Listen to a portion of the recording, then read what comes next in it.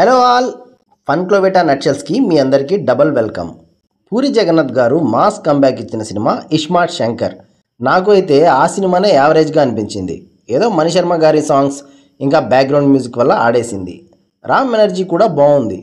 ఈ డబుల్ ఇస్మార్ట్లో కూడా Ram energy and dance చాలా బాగుంటుంది. మణిశర్మ గారు పార్ట్ 1 రేంజ్లో కాకపోయినా మ్యూజిక్ బాగానే ఇచ్చారు. కానీ ఈ సినిమాలో స్టోరీ, స్క్రీన్ ప్లే, డైరెక్షన్ అన్నీ వరస్టే. మన దరిద్రానికి ఇవన్నీ చేసింది మన పూరి గారే. ప్రాపర్ స్క్రిప్ట్ లేదు ఈ మూవీలో. ఎగ్జిక్యూషన్ అయితే వామ్మో, అసలు దన్నవరా బాబు మూవీకి. ఓటీటీలో చూసిన నాకే ఇలా ఉందంటే థియేటర్లో చూసిన వాళ్ళ పరిస్థితి ఏంటో పాపం. అప్పుడప్పుడు అనిపిస్తుంది పూరి జగన్నాథ్ గారు ఇంకా డైరెక్షన్ ఆపేయాలి అని. కానీ నా చైల్డ్హుడ్ ఫేవరెట్ డైరెక్టర్ కాబట్టి ఏమీ అనలేకపోతున్నా. అట్లీస్ట్ ఒక మంచి స్టోరీ రైటర్నైనా పెట్టుకోండి సార్. మరీ ఈ మధ్య తలా తోకలేని సినిమాలు తీస్తున్నారు. లైగర్కే పాన్ ఇండియా లెవెల్లో డిజాస్టర్ కొట్టారు. ఈ డబుల్ స్మార్ట్ అయితే కొంచెం యావరేజ్గా ఉన్నా హిట్ అయిపోయేదిలే అనుకున్నా. దానికి తోడు సీక్వెల్ హైప్ ఉంది కాబట్టి ఆడేస్తుంది అనుకున్నా. ఇన్ని ప్లస్ పాయింట్స్ పెట్టుకుని కూడా సినిమా డిజాస్టర్ అయిందంటే ఈ సినిమా ఎంత వరస్ట్గా ఉందో మనం ఎక్స్పెక్ట్ చేయొచ్చు. అసలు ఈ మధ్య రామ్కి ఏమైందో, తన టాలెంట్ మొత్తం ఇలాంటి స్క్రిప్ట్కి వేస్ట్ చేస్తున్నాడు. వారియర్ అంటాడు, స్కంద అంటాడు, డబుల్ స్మార్ట్ అంటాడు. వామ్మో, మామూలు ఫిల్మోగ్రఫీ కాదు.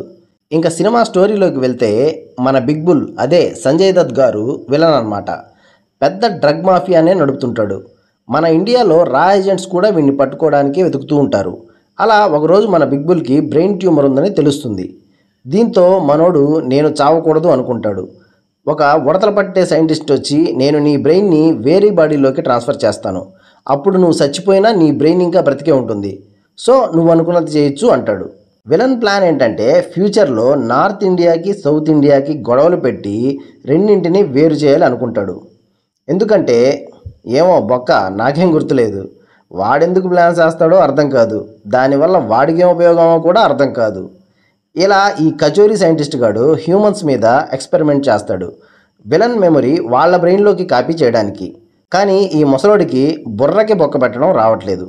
అందుకే మొత్తం రీసెర్చ్ చేసి మన హీరో గురించి తెలుసుకుంటాడు. హీరో బుర్రకి ఆల్రెడీ పార్ట్ 1లో బొక్క పెడతారు కదా, ఇంకా బొక్క ఆల్రెడీ రెడీగా ఉంది, మనం డైరెక్ట్గా మెమరీ ట్రాన్స్ఫర్ చేయొచ్చని ఈ బొక్కలో సైంటిస్ట్ గాడు అంటాడు. ఇంకా హీరోని పట్టుకోవడానికి విలన్ మనుషులు వెతుకుతూ మన హైదరాబాద్కి వస్తారు. ఇప్పుడు మన హీరో స్టోరీకి వస్తే హీరో చిన్నప్పుడే వాళ్ళ అమ్మ చనిపోతుంది. దీంతో హీరో అనాథ అవుతాడు. హీరో వాళ్ళ అమ్మని ఎవరో చంపారో కనుక్కొని వాళ్ళని చంపేసి రివెంజ్ తీసుకుందాం అనేది హీరో ప్లాన్. మరి ఈ రివెంజ్ ఫస్ట్ పార్ట్లో ఏమైంది సార్? ఓహో, అప్పుడు ఇంకా ఈ స్క్రిప్ట్ రాసుకోలేదు కదా. సరే, అది కూడా ఓకే. మరి ఫస్ట్ పార్ట్ హీరోయిన్ ఎక్కడికి పోయింది సార్? ఆల్రెడీ హీరో బ్రెయిన్లోకి వేరే పోలీస్ ఆఫీసర్ మెమరీ ట్రాన్స్ఫర్ చేశారు కదా. మళ్ళీ ఈ ఇస్మార్ట్ శంకర్ గారు ఎక్కడి నుండి వచ్చాడ్రా బాబు? అసలు ఒక దగ్గరైనా లాజిక్ ఉందా అసలు? కొత్త హీరోయిన్ దొరికింది, ఇంకా కొత్త ఎక్స్పోజింగ్ ఉంటుంది, ఆ హీరోయిన్ కోసమైనా జనాలు వస్తారనేది మీ ప్లాను. హీరోయిన్ పాటలు చూపించే దాని మీద పెట్టిన శ్రద్ధలో సగం స్క్రిప్ట్ మీద పెట్టుంటే బాగుండేది.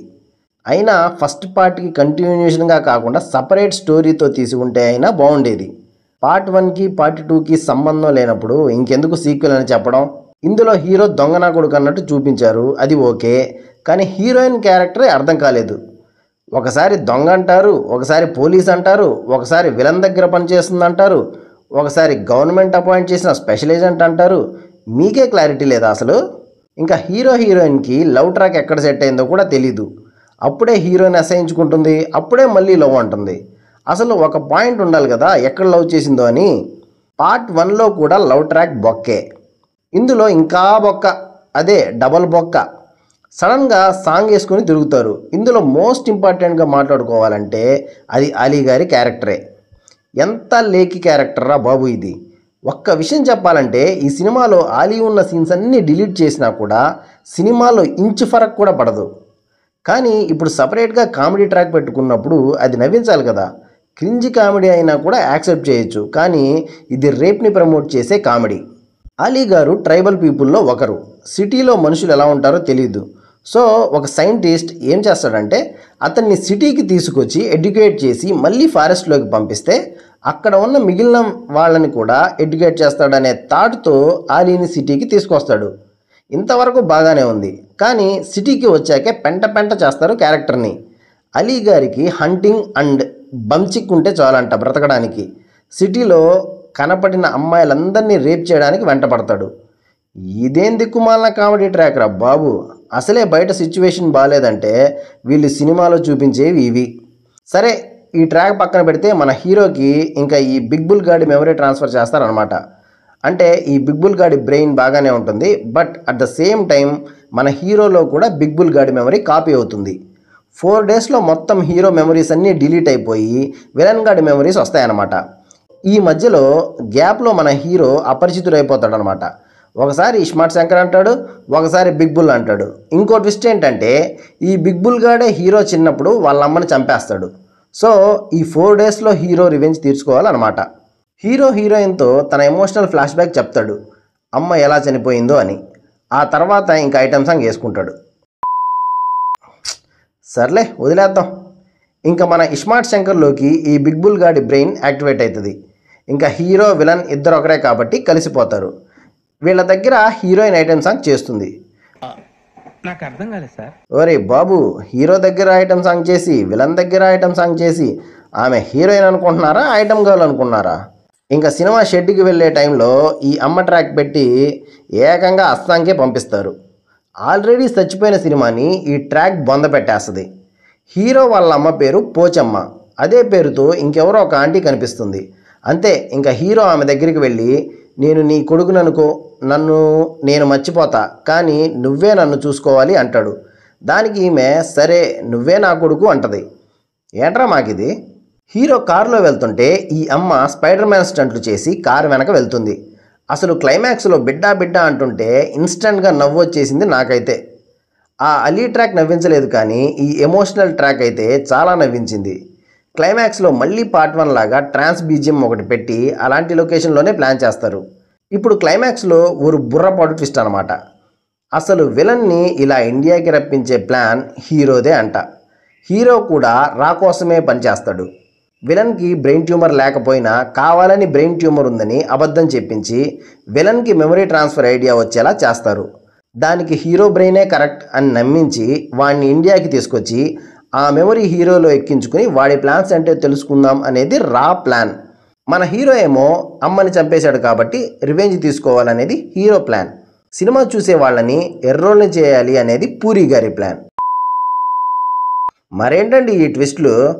పోకిరి ట్విస్ట్ రాసిన మీరేనా ఇలాంటి ట్విస్టులు రాసేది? కానీ ఈ క్లైమాక్స్లో మన ఇస్మార్ట్ శంకర్ కంప్లీట్గా బిగ్ బుల్గా మారిపోతాడు. మన బిగ్ బుల్ ఇంకా బ్రెయిన్ ట్యూమర్ లేదని తెలుసుకుని ఇద్దరు బిగ్ బుల్లు ఎందుకని హీరోని కాల్ చేస్తాడు. అప్పుడే ఈ అమ్మ బిడ్డా బిడ్డా అని ఆస్కార్ పర్ఫార్మెన్స్ ఇస్తుంది. నువ్వు అమ్మ క్యారెక్టర్ చేస్తున్నావు అంతే, నిజంగా అమ్మలాగా ఓవర్ యాక్షన్ చేస్తావేంటి?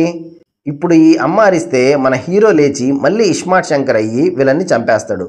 అపరిచితుడురా బాబు నువ్వు. ఇప్పుడు మళ్ళీ క్లైమాక్స్లో ఇంకో ట్విస్ట్ ఏంటంటే హీరోకి మెమరీ ట్రాన్స్ఫర్ చేసిన సైంటిస్ట్ కూడా హీరో వల్ల మనిషే. హీరో మెమరీ బ్యాకప్లో పెట్టాడంట. మళ్ళీ హీరో వెళ్ళి చిప్ ఎక్కించుకుంటే మళ్ళీ ఇస్మార్ట్ శంకర్ అవుతాడంట. అంటే ఏంటి, మళ్ళీ పార్ట్ 3 కూడా ప్లాన్ చేస్తున్నారా? అసలు ఎంత డబల్ రాడ్ని థియేటర్లో చూసిన వాళ్ళు గ్రేట్ రా బాబు. మీరు ఒకవేళ ఈ సినిమాని థియేటర్లో చూస్తే ఒకసారి కామెంట్ చేయండి. ఈ వీడియో ఇంకా ఇంతేనండి. నెక్స్ట్ వీక్ ఇంకో వీడియోతో కలుద్దాం. నేను మీ అభిషేక్, సైనింగ్ ఆఫ్.